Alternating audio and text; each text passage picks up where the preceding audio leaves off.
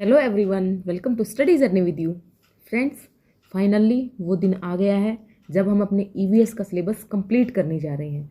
ये ईवीएस के सिलेबस के अकॉर्डिंग हमारी लास्ट क्लास होने वाली है, जिसके अंदर हम सारी थ्योरी को कंप्लीट कर चुके हैं। फ्रेंड्स, इसके बाद आप लोग चैनल से ज़रूर जुड़े रहिएगा।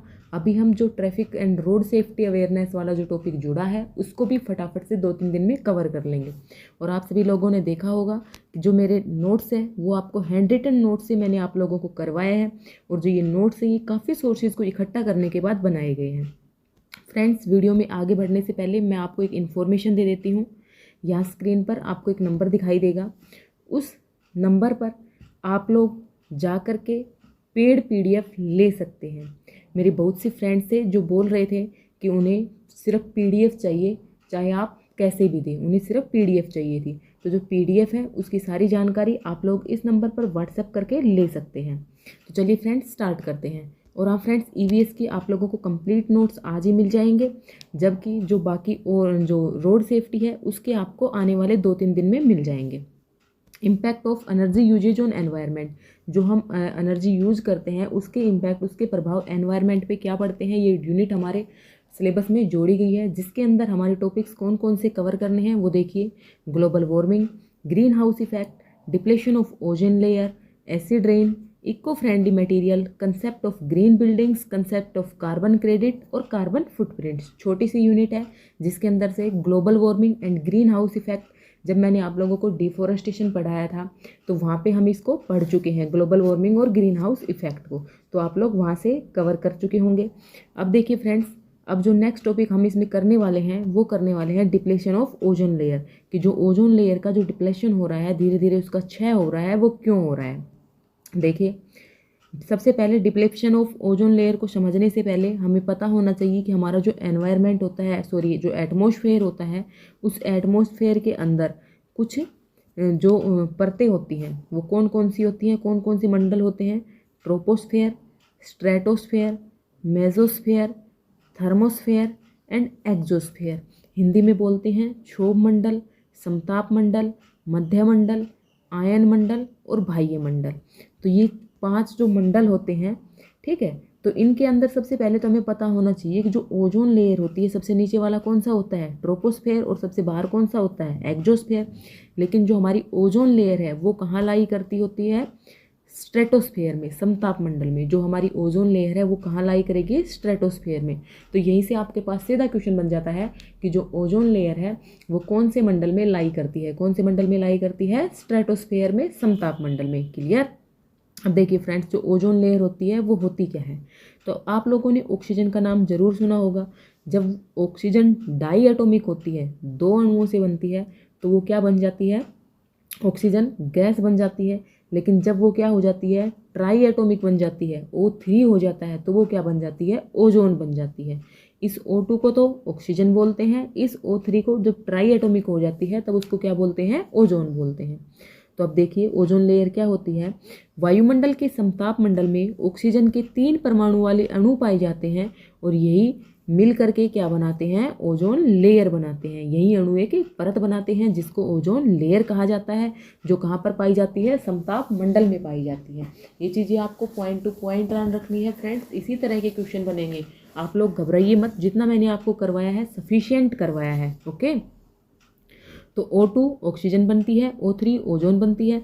समताप मंडल के अंदर ओजोन अणु पाए जाते हैं जो मिलकर के एक परत बनाते हैं जिसको क्या बोलते हैं, ओजोन लेयर बोलते हैं। क्लियर। अब आगे देखिए, कैसा रंग होता है इसका, यह हल्के नीले रंग की गैस की परत होती है। कैसे रंग की होती है, हल्के नीले रंग की होती है। और क्या काम करती है, इसका काम क्या होता है कि जो सूर्य से निकलने वाली जो पराबैंगनी विकिरणें हैं, जो यूवी रेज हैं, उनसे हमारी सुरक्षा करती है। जो अल्ट्रावायलेट रेज होती हैं वो कहाँ से निकल रही हैं फ्रेंड्स, सन से निकलती हैं। सन से क्या निकलती हैं, अल्ट्रावायलेट रेज निकलती हैं। लेकिन जब वो सीधी धरती पर आ रही होती हैं तो स्ट्रेटोस्फेयर के यहाँ पर क्या प्रेजेंट होती है, जो ओजोन पर प्रेजेंट थी, जो ओजोन गैस, वो ओजोन एक क्या बना देती है, परत बना रखा है उसने, जो कहाँ पे प्रेजेंट है, समताप मंडल में। तो ये जो ओजोन लेयर है, जो हानिकारक विकिरणें आ रही हैं उन्हीं को वहीं पे रोक लेती है, उनको पास नहीं होने देती है। तो हम यूवी रेज से बच जाते हैं, किसकी हेल्प से, ओजोन लेयर की हेल्प से। लेकिन जो मानवीय गतिविधियां हैं, ह्यूमन एक्टिविटीज़ हैं, दिन प्रतिदिन प्रदूषण बढ़ता जा रहा है। मानवीय कारकों से जो ओजोन परत है उसका क्या हो रहा है फ्रेंड्स, क्षय हो रहा है, उसकी हानि हो रही है, उसके अंदर छेद होने लग रहा है। इसके लिए सबसे ज़्यादा कौन से कारक जिम्मेदार होते हैं? CFC सबसे ज़्यादा क्या जिम्मेदार है? CFC। ये भी आपको याद रखना है। ओजोन लेयर में छेद का सबसे मुख्य कारण कौन सा है? CFC, chlorofluorocarbon. और जो क्लोरोफ्लोरोकार्बन है वो कहाँ से जनरेट होती है? रेफ्रिजरेटर, एयर कंडीशनर और जो आग बुझाने वाले जो संयंत्र होते हैं उनसे CFC जनरेट होती है। ये आपको याद रखना है। जो ओजोन लेयर है उसका सबसे मेन कारण CFC है, क्लोरोफ्लोरोकार्बन है। कहाँ से जनरेट होती है? रेफ्रिजरेटर से, आग बुझाने वाले संयंत्रों से, एयर कंडीशनर से जनरेट होती है। साथ में एक गैस और भी होती है nitrous oxide, NO, nitrous oxide. वो भी क्या करती है? ओजोन को डिप्लेट करने में भूमिका निभाती है। अब फ्रेंड्स क्या होगा? ओजोन डिप्लेट हो रही है, हो जाने दो, नहीं, उसके क्या हो रहे हैं? हानिकारक प्रभाव होते हैं। तो वो हानिकारक प्रभाव क्या क्या हो सकते हैं उनके बारे में देखते हैं। त्वचा कैंसर क्या बढ़ रहा है फ्रेंड्स? त्वचा कैंसर, स्किन कैंसर है, वो किससे हो रहा है? ओजोन के क्षय से बढ़ रहा है। क्योंकि जो UV रेज है वो सीधा पृथ्वी पर आ रही हैं, जानवर हैं उनको भी नुकसान पहुंचा रही है, मानव को तो पहुंचा रही है। आँखों का कोर्निया स्तर धीरे धीरे अपारदर्शी कर देती है। जो ओजोन है वो क्या कर देती है कि जो आँखों का जो कोर्निया होता है उसके स्तर को धीरे धीरे अपारदर्शी बना देती है, यानी धीरे धीरे किसके शिकार होने लगते हैं? अंधेपन के शिकार होने लगते हैं। जीन विकार उत्पन्न करती है, आनुवंशिक विकार उत्पन्न करती है, इम्यूनिटी सिस्टम को डिक्रीज कर देती है। जो हमारा रोग प्रतिरोधी जो हमारा तंत्र होता है, जो हमारी रोग प्रतिरोधक क्षमता होती है उसको क्या कर देती है? डिक्रीज कर देती है। जलीय जीव जंतुओं पर हानिकारक प्रभाव, ये जो सिर्फ पृथ्वी पर रहने वाले जीव हैं उन्हीं पर नहीं, स्थल पर रहने वाले जीवों पर ही नहीं, ये जल पर रहने वाले जीवों पर भी बुरा प्रभाव डालती है। भूमंडल पर वर्षा का पैटर्न बदल जाएगा फ्रेंड्स। इससे क्या होगा कि जो हमारे पृथ्वी पर जो वर्षा होती है उसका जो पैटर्न है वो चेंज हो जाएगा। जिस टाइम पे वर्षा होनी चाहिए उस टाइम पे होती नहीं है, और जिस टाइम पे नहीं होनी चाहिए उस टाइम पे वर्षा होने लगती है। जैसा कि आप अभी देख भी पा रहे होंगे, जिस टाइम पे फसल को नीड थी उस टाइम पे तो वर्षा हुई नहीं, लेकिन अभी क्या हो रहा है? बरसात हो रही है, बरसात के साथ साथ ओले गिर रहे हैं, ठीक है। तो उससे क्या हो रही है? फसल बुरी तरह प्रभावित हो रही है, ठीक है, उसका नुकसान हो रहा है। तो भूमंडल पर जो वर्षा का पैटर्न है वो धीरे धीरे बदलने लगेगा, जिससे पूरा इकोसिस्टम डगमगा जाएगा। जीव जंतु और पेड़ पौधों के लिए भी क्या है? ओजोन डिप्लेशन घातक है। अब देखिए फ्रेंड्स, आगे देखते हैं। ये हमने देख लिए ओजोन डिप्लेशन के क्या क्या हानिकारक प्रभाव है। अब फ्रेंड्स, ओजोन डिप्लेशन के ऊपर वर्क किया था, किस किस ने किया था? Paul Crutzen, Mario Molina, Sherwood Rowland. 3 आदमियों का नाम आपको याद रखना है। 1995 में इनको क्या मिला है? नोबेल पुरस्कार मिला है। 1995 में नोबेल पुरस्कार मिला किस किस को? पॉल कर्जन को, मैरियो मोलिना को, सरवुड रोलैंड को। इनको एक बार से देख लेना। क्यों मिला था? क्योंकि इन्होंने जो ओजोन जो क्षय हो रहा है उसके ऊपर काम किया था, ठीक है, उसके ऊपर अपनी थ्योरी दी थी।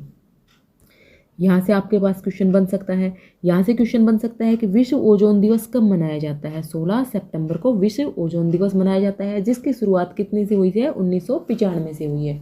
आपको याद रखना है फ्रेंड्स, बिल्कुल पॉइंट टू पॉइंट बातें हैं। मुझे आप लोगों का टाइम वेस्ट नहीं करना है, तो बिल्कुल आप लोग वीडियो को कंप्लीट देखिएगा। और आप फ्रेंड्स, व्यूज़ ना बहुत ही कम आते हैं, आप लोग ना वीडियो को शेयर नहीं करते हैं, अपने तक ही सीमित करके रखते हैं। और यकीन से कह रही हूँ, मेरे पास मेरी काफ़ी अच्छी जो मेरी फ्रेंड्स बने हैं मेरे चैनल के ऊपर, जो मुझे पॉजिटिव फीडबैक देते हैं कि हाँ उन्होंने पेड कोर्स भी लिया है, लेकिन इतना अच्छा उन लोगों ने भी नहीं समझा रखा और इतना डीपली भी नहीं बता रखा। फिर भी पता नहीं क्या बात है, आप लोग वीडियो को शेयर ही नहीं करते हो। ओजोन परत की, ठीक है, आगे देखिए। ओजोन परत की क्षति का मुख्य कारण क्या है? CFC है। संयुक्त राष्ट्र पर्यावरण कार्यक्रम ने 1987 में CFC के उत्पादन को 1986 के स्तर पर सीमित रखने की सर्वअनुमति बनाई थी। एक जो संयुक्त राष्ट्र पर्यावरण कार्यक्रम UNEP है, उसकी एक बैठक हुई थी 1987 में, जहाँ पर जो CFC का दिन प्रतिदिन उत्पादन बढ़ रहा है उसको 1986 तक ही मेंटेन रखने की सर्वअनुमति बनाई गई थी। तो ये भी आपको याद रखना है। यहाँ से आपके पास 4-5 क्वेश्चन बन गए। देखिए, जो ओजोन डिप्लेशन का टॉपिक था वो हमारा कंप्लीट हुआ। तो इससे किस तरह के क्वेश्चन बनेंगे हम लोग डिस्कस करते हैं। सबसे पहला क्वेश्चन बनेगा फ्रेंड्स कि जो ओजोन जो लेयर है वो कौन से मंडल में पाई जाती है? समताप मंडल में पाई जाती है। क्लियर। ओजोन दिवस कब मनाया जाता है? 16 सितंबर को मनाया जाता है। कब से बनाना स्टार्ट हुआ है? 1995 से शुरू हुआ है। ओजोन परत की क्षति का मुख्य कारण क्या है? CFC। CFC कहाँ से जनरेट होती है? रेफ्रिजरेटर, AC एंड जो अग्निशमन जो यंत्र होते हैं, जो फायर एक्सटिंग्विशर होते हैं, वहाँ से। संयुक्त राष्ट्र पर्यावरण कार्यक्रम की 1987 में बैठक हुई थी, जिसके अंदर क्या सर्व अनुमति बनाई गई थी? उसके अंदर ये सर्व अनुमति बनाई गई थी कि जो CFC का जो उत्पादन है वो 1986 के लेवल तक ही उसको मेंटेन करना है।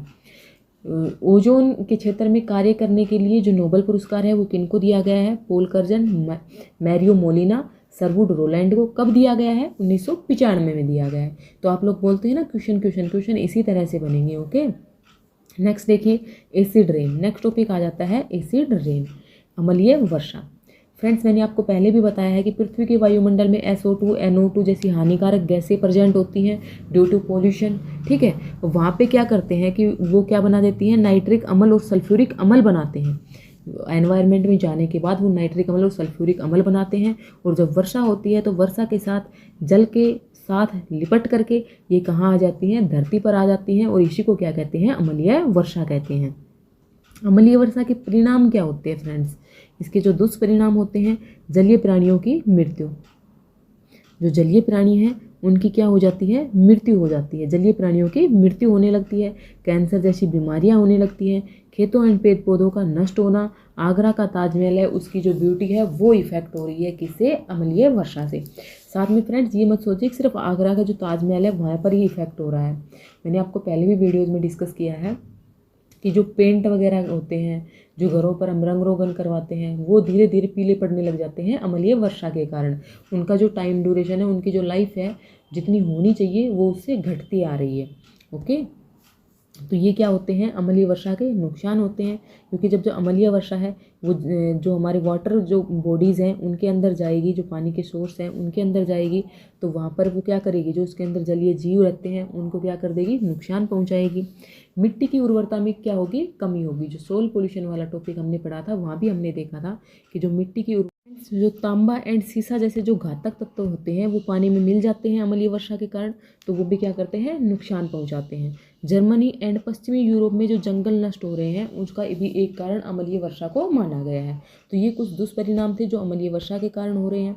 अब फ्रेंड्स, अम्लीय वर्षा, तो अम्लीय वर्षा हमने पढ़ा है तो हमें ज़रूरी है कि हम pH स्केल भी पढ़ लें। तो pH स्केल फॉर्मेशन जो फुल फॉर्म होती है पावर ऑफ हाइड्रोजन होती है। कब बनाया गया था? 1909 में बनाया गया था। किसने बनाया था? सोरेनसन ने बनाया था। फ्रेंड्स, क्या बताता है pH स्केल? pH स्केल के ऊपर 0 से लेकर 14 तक क्या होती है? काउंटिंग होती है। जो 7 होता है, 7 न्यूट्रल को बताता है, उदासीन को बताता है। जबकि जब 7 से नीचे चलते हैं तो उधर अम्ल की मात्रा बढ़ती जाती है, अम्ल है वो स्ट्रॉन्ग अम्ल हो जाता है।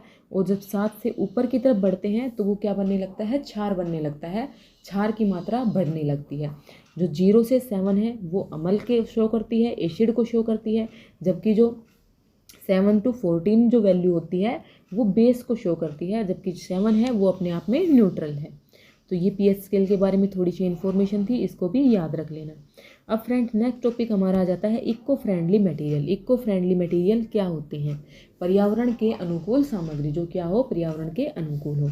That don't harm the environment whether in their production, use और disposal, not pollute the earth, can be recycled और कंजर्व्ड। देखो फ्रेंड्स, क्या बता रहा है इको फ्रेंडली मटेरियल के अंदर कि इस तरह की सामग्री जो एनवायरनमेंट को किसी भी तरह का नुकसान नहीं पहुंचाती है। हम जिस तरह के मटेरियल को यूज कर रहे हैं वो हमारे एनवायरनमेंट को किसी तरह का नुकसान नहीं पहुंचाएगी, चाहे उसका प्रोडक्शन कर रहे हो चाहे उसका डिस्पोजल कर रहे हो। वो अपने हमारी अर्थ को किसी भी तरह का पोल्यूशन नहीं देती है, अर्थ को किसी भी तरह का नुकसान नहीं पहुंचाती है। एनवायरनमेंट से क्या होती है? फ्रेंडली होती है, एनवायरनमेंट को किसी भी तरह का नुकसान नहीं पहुँचाती है। एग्जाम्पल देख लेते हैं, जैसे कि bamboo based board, ply board, चटाइयाँ कि जो बांस होता है, बांस से बने हुए बोर्ड हो, बांस से बनी हुई चटाइयाँ हो, तो वो सब क्या होते हैं? इको फ्रेंडली मटेरियल हैं। धूप में रखकर सुखाई जाने वाली ईंटें, धूप में रखकर जो ईंटें बनाई जाती हैं वो भी क्या होती हैं? इको फ्रेंडली होती हैं। Precast cement, concrete block, slabs, जो प्रीकास्ट सीमेंट से जो कंक्रीट ब्लॉक्स बनाए जाते हैं, स्लैब्स बनाई जाती है। कैल्शियम सिलिकेट बोर्ड होते हैं, टाइल्स बनती है कैल्शियम सिलिकेट की, सीमेंट होती है, क्ले रूफिंग टाइल्स होती हैं, क्ले की बनी हुई roofing tiles, marble tiles, RCC door frame, ये कुछ एग्जाम्पल हैं जो आपको याद रखने हैं। ये सभी एग्जाम्पल क्या होते हैं फ्रेंड्स, इको फ्रेंडली होते हैं, एनवायरनमेंट को किसी भी तरह का नुकसान नहीं पहुंचाते हैं। अब हमारा नेक्स्ट टॉपिक आ जाता है ग्रीन बिल्डिंग कंसेप्ट, कि जो ग्रीन बिल्डिंग कंसेप्ट है वो क्या है। A green building is a building that in its design, construction और ऑपरेशन रिड्यूस और eliminates negative impact and can create positive impacts on our climate and natural environment. जो green building concept है friends, इस तरह की buildings बनाई जा रही हैं जिनके कंस्ट्रक्शन से किसी भी तरह का कोई भी नेगेटिव इम्पैक्ट एनवायरनमेंट पर नहीं आता है, बल्कि उनका क्या आता है, पॉजिटिव इम्पैक्ट आता है हमारे क्लाइमेट पर। Green buildings preserve precious natural resources and improve our quality of life. जो ग्रीन बिल्डिंग कंसेप्ट है वो क्या करता है, जो नेचुरल रिसोर्सेज हैं उनका अच्छे से यूज करते हैं, हम रिन्यूएबल एनर्जी सोर्सेज का यूज करते हैं, और जो लाइफ की जो क्वालिटी है उसको भी क्या करता है, ग्रीन बिल्डिंग कंसेप्ट इंक्रीज करता है। ये चीज़ आपको याद रखनी है। ग्रीन बिल्डिंग कंसेप्ट क्या होता है फ्रेंड, कि green building concept is a building, इस तरह की बिल्डिंग होती है जिसके डिजाइन कंस्ट्रक्शन में, जिसके ऑपरेशन में वो जो नेगेटिव इम्पैक्ट होते हैं उनको क्या करता है, एलिमिनेट करता है, रिड्यूस करता है, जबकि जो पॉजिटिव इम्पैक्ट है एनवायरनमेंट पे उनको इंक्रीज करता है। Green buildings preserve precious natural resources, जो हमारे प्राकृतिक मूल्यवान जो प्राकृतिक संसाधन हैं उनको प्रिजर्व करता है, उनका संरक्षण करता है। पहले ये विदेशों में ज़्यादा होती थी, लेकिन अभी इंडिया में भी ग्रीन बिल्डिंग कंसेप्ट पर काम किया जा रहा है, क्योंकि ये क्या है फ्रेंड्स, इको फ्रेंडली है, एनवायरनमेंट फ्रेंडली है। Example, Rajiv Gandhi international airport, Hyderabad का जो एयरपोर्ट है राजीव गांधी इंटरनेशनल एयरपोर्ट, वो क्या है, ग्रीन बिल्डिंग कंसेप्ट पे काम करता है। Infosys limited Mysore, infinity benchmark Kolkata, ये सभी जो मैंने आपको एग्जाम्पल बताए हैं ये किस कंसेप्ट पे काम करते हैं, ग्रीन बिल्डिंग कंसेप्ट पे काम करते हैं। What makes a building green, एक बिल्डिंग को ग्रीन किस तरह से बनाया जा सकता है, ये तो हमने डेफिनेशन देखी, लेकिन अब देखेंगे कि एक बिल्डिंग को ग्रीन किस तरह से बनाया जा सकता है। जो ग्रीन कंसेप्ट है वो किन क्राइटेरिया पे काम करता है।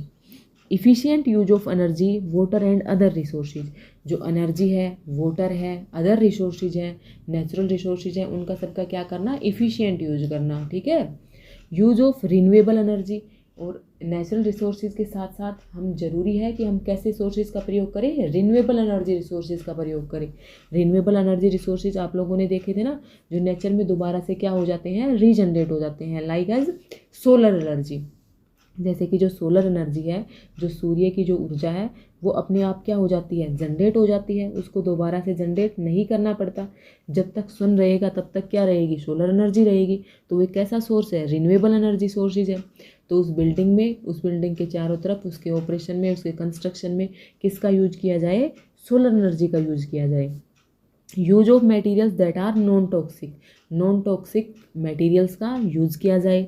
Use of energy efficient and eco friendly equipments, जो एनर्जी एफिशिएंट हो और इको फ्रेंडली मटेरियल हो, इको फ्रेंडली इक्विपमेंट हो, इस तरह के इक्विपमेंट का यूज़ किया जाए। बिल्डिंग इंसुलेशन, बिल्डिंग्स को क्या किया जाए, इंसुलेट किया जाए, यानी इंसुलेशन समझते हो ना, उसको क्या बना दिया जाए, भाई उसके अंदर मान लो हीट है तो उस हीट को वहीं पे एब्जॉर्ब, उसको वहीं से इंसुलेट कर दिया जाए, हीट उसकी बाहर ना जाए, और इस तरह से उसको इंसुलेट करके उस हीट का हम क्या कर सकते हैं, दूसरी जगह पे प्रयोग कर सकते हैं। विंडोज अच्छे से बनी हुई होनी चाहिए। Pollution and waste reduction measures and the enabling of reuse and recycling, ऐसे ऐसे प्रोडक्ट्स का यूज करना है जो क्या हो, पोल्यूशन को इंक्रीज ना करे, जिनका रीयूज किया जा सके, रिसाइकलिंग की जा सके, रिन्यूएबल एनर्जी सोर्सेज का हमें ज़्यादा से ज़्यादा प्रयोग करना है। अब फ्रेंड्स, हमने ग्रीन बिल्डिंग्स तो बना ली, लेकिन उनके बेनिफिट्स क्या हैं। Enhance and protect biodiversity and ecosystem, क्या करती है, जो जैव विविधता है और जो हमारा इकोसिस्टम है, जो हमारा पारिस्थितिक तंत्र है, उसको क्या करती है, प्रोटेक्ट करती है। जो ग्रीन बिल्डिंग कंसेप्ट है वो इको फ्रेंडली होते हैं, जो हमारी बायोडाइवर्सिटी है, इकोसिस्टम है, उनको क्या करते हैं, वो प्रिजर्व करते हैं, प्रोटेक्ट करते हैं। Improve air and water quality, जब ग्रीन बिल्डिंग कंसेप्ट पे काम करेंगे तो एयर क्वालिटी, वाटर क्वालिटी अपने आप ही क्या होने लगेगी, इंक्रीज होने लगेगी। Conserve and restore natural resources, जो नेचुरल रिसोर्सेज हैं उनका हम इफ़िशिएंट यूज करेंगे, जहाँ पे ज़रूरत होगी वहीं पे यूज़ करेंगे, तो क्या होगा, जो हमारे नेचुरल रिसोर्सेज हैं वो कंजर्व रह सकेंगे, रिस्टोर हो सकेंगे। रिड्यूस ऑपरेटिंग कॉस्ट, फ्रेंड्स जो ऑपरेटिंग कॉस्ट है वो भी क्या आएगी, कम आएगी। Enhance assessed value and profits, जो भी हम एसेस्ट यूज़ करेंगे उनकी जो वैल्यू है वो बढ़ जाएगी, उनसे प्रॉफिट ज़्यादा आने लगेगा। Enhance occupant health and comfort, comfort आरामदायक रहेंगी और क्या करेगी, हेल्थ हेल्थ क्या रहेगी, अच्छी रहेगी ग्रीन बिल्डिंग से। Improve overall quality of life, कहने का मीन्स क्या है कि जो क्वालिटी ऑफ लाइफ है, ओवरऑल क्वालिटी ऑफ लाइफ को क्या करेगी, एनहांस करेगी, इम्प्रूव करेगी ग्रीन बिल्डिंग्स। नेक्स्ट टॉपिक हमारा आ जाता है the concept of carbon credit. Carbon credit क्या है, इसको ध्यान से समझिएगा, यहाँ से क्वेश्चन आने की संभावना ज़्यादा है।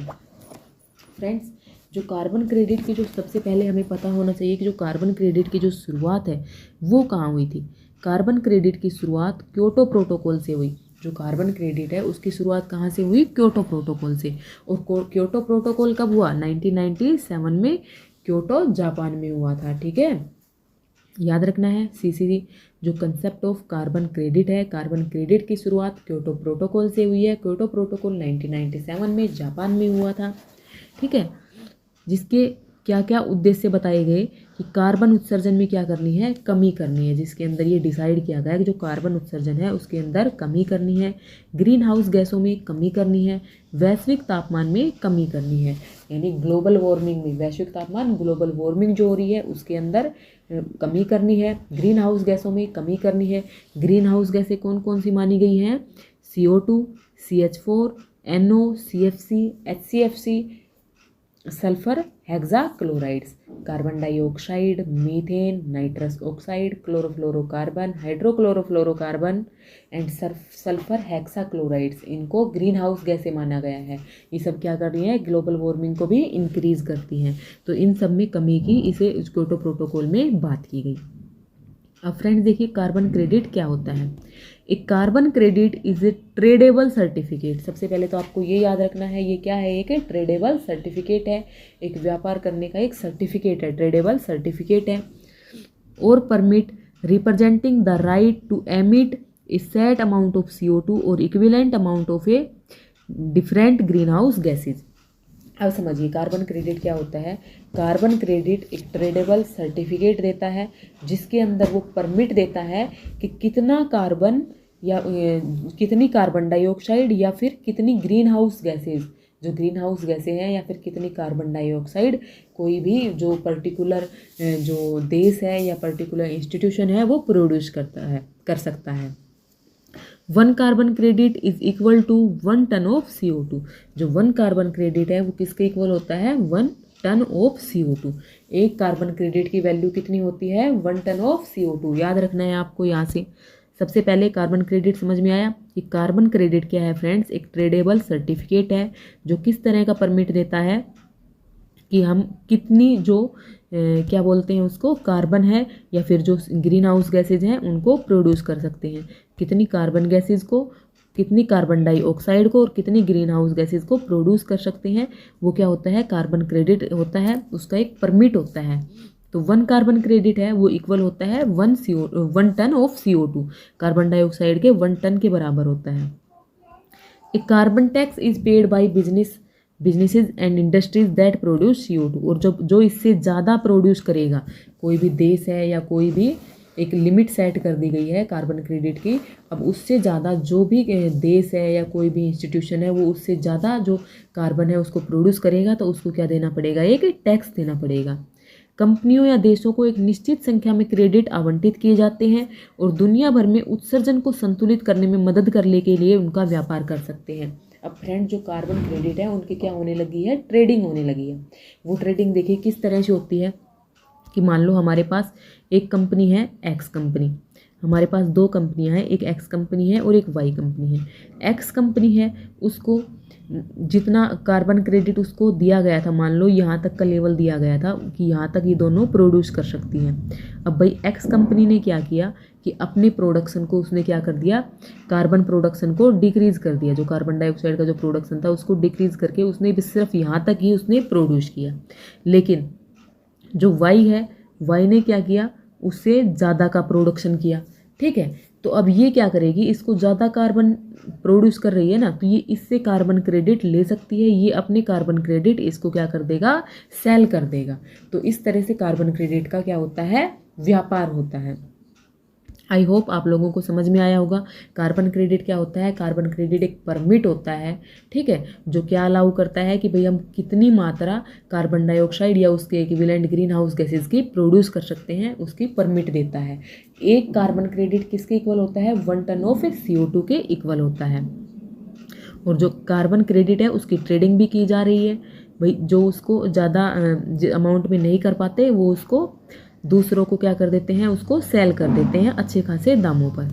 अब नेक्स्ट टॉपिक आ जाता है कार्बन फुटप्रिंट। जो कार्बन पद चिन्ह है वो क्या होता है, a carbon footprint is the amount of greenhouse gases released into the atmosphere by a particular human activity. एक जो कार्बन क्रेडिट है वो क्या है कि एक अमाउंट है ग्रीन हाउस गैसेज की जो कि किसी भी पर्टिकुलर ह्यूमन एक्टिविटी से क्या हो रही है, जनरेट हो रही है। जो भी हम यूज़ करते हैं, फ्यूल यूज़ करते हैं या फिर हम जैसे भी जो भी एक पर्टिकुलर जो ह्यूमन है वो क्या कर रहा है फ्रेंड, जितनी भी अपने दिन में एक्टिविटी कर रहा है और उस एक्टिविटी के थ्रू वो जितनी भी कार्बन डाइऑक्साइड क्या कर रहा है, प्रोड्यूस कर रहा है, उसको जो शो किया जाता है वो किससे किया जाता है, कार्बन फुटप्रिंट से किया जाता है। किससे शो किया जाता है, कार्बन फुटप्रिंट से। जितना ज़्यादा कंजप्शन उतना बड़ा फुटप्रिंट, जितना ज़्यादा कंजप्शन है, जितनी ज़्यादा CO2 की प्रोडक्शन है तो फुटप्रिंट भी उतना ही बड़ा होगा। फ्रेंड्स, जो कार्बन फुटप्रिंट है वो जितना बड़ा होगा वो क्या करेगा, ग्लोबल वार्मिंग को उतना ही इंक्रीज कर देगा, ग्लोबल वार्मिंग को उतना ही इंक्रीज कर देगा। फ्रेंड्स, जो कार्बन फुटप्रिंट होता है वो एक पर्टिकुलर पर्सन का क्या दिखाता है कि उसने अपनी सारी एक्टिविटी के थ्रू कितनी कार्बन डाइऑक्साइड का प्रोडक्शन किया है, वो कौन बताता है, कार्बन फुटप्रिंट बताता है। आपको अच्छे से समझ में आ गया होगा। जितना ज़्यादा कंजप्शन होगा उतना ज़्यादा क्या होगा, उतना ही बड़ा क्या होगा, फुटप्रिंट होगा, पदचिन्ह होगा। अब कार्बन फुटप्रिंट जितना बड़ा होगा, जितना ज़्यादा होगा, ग्लोबल वार्मिंग उतनी ही ज़्यादा इंक्रीज होगी। इसको डिक्रीज कैसे किया जा सकता है, रिन्यूएबल एनर्जी सोर्सेज का यूज़ करके कार्बन फुटप्रिंट को कम किया जा सकता है। अगर रिन्यूएबल एनर्जी सोर्सेज का यूज किया जाए तो कार्बन फुटप्रिंट क्या हो जाएगा, कम हो जाएगा। अब जो कार्बन फुटप्रिंट है उसके अंदर हमारी जो रैंक है इंडिया की वो कितनी है, 3rd है। फर्स्ट नंबर पर चाइना है, सेकंड पर USA है और 3rd पर इंडिया है। तो ये जो रैंक मैंने आपको बताई है ये याद रखनी है कि जो कार्बन फुटप्रिंट है उसके अंदर इंडिया की रैंक कितनी है, इंडिया की रैंक 3rd है। फ्रेंड्स, एक ऐसा देश है जो क्या कर रहा है, कार्बन फुटप्रिंट को न्यूट्रलाइज करने वाला है। 2025 तक का उसने टारगेट लिया है। 2009 में उसने टारगेट लिया था कि 2025 तक वो कार्बन फुटप्रिंट को क्या कर देगा, न्यूट्रलाइज कर देगा। ऐसा देश कौन सा है, कोपेनहेगन देश है। कोपेनहेगन डेनमार्क की राजधानी है, वो इसको न्यूट्रलाइज करने वाला है। कार्बन फुटप्रिंट नेगेटिव किसका है, भूटान का। नेगेटिव कार्बन फुटप्रिंट किसका है, भूटान का। तो फ्रेंड्स, मैंने डेफिनेशन के साथ साथ कुछ जो फैक्ट जो एग्जाम पॉइंट ऑफ व्यू से इम्पोर्टेंट हो सकते थे उनको भी इसमें इंक्लूड किया है। आप लोगों को याद रखना है, इंडिया की 3rd रैंक है कार्बन फुटप्रिंट में। न्यूट्रलाइज 2025 तक करने वाला है कोपेनहेगन डेनमार्क। जो कार्बन फुटप्रिंट है वो नेगेटिव होता है किसका, भूटान का। तो ये कुछ जो टॉपिक थे, इसके साथ जो हमारी यूनिट 4th है वो कंप्लीट हो गई है और मुझे बताते हुए खुशी हो रही है कि हमने EVS का सिलेबस कंप्लीट कर लिया है। फ्रेंड्स, आप लोगों को वीडियो कैसी लगी, और चैनल पर एक अलग से प्लेलिस्ट बना दी गई है environmental awareness for HSSC TGT। उसके अंदर आपको सारी वीडियो सिलेबस वाइज गिवन है, तो आप लोग वहाँ से देख सकते हैं। जो पेड जो लेना चाहते हैं, पेड जो PDF लेना चाहते हैं, उसके लिए मैंने आप लोगों को एक नंबर बताया है, दोबारा से बता देती हूँ, 9991660135। इस नंबर पर आप लोग व्हाट्सअप कर सकते हैं, जहाँ पर आपको बाकी डिटेल्स बता दी जाएंगी। फ्रेंड्स, वीडियो कैसी लगी कमेंट करके बताना है, और आप लोगों को कैसा महसूस हो रहा है EVS का सिलेबस मेरे साथ कंप्लीट करके, ये भी फटाफट से बताइएगा। बिल्कुल पॉजिटिव फीडबैक दीजिएगा, और इसी पॉजिटिव फीडबैक के साथ मुझे मोटिवेट कर दीजिए कि आप लोगों का जो ट्रैफिक अवेयरनेस वाला जो टॉपिक है उसको भी हम फटाफट से कंप्लीट कर लें। Thanks for watching this video. आप लोगों से मिलेंगे किसी अदर प्रोडक्टिव वीडियो में।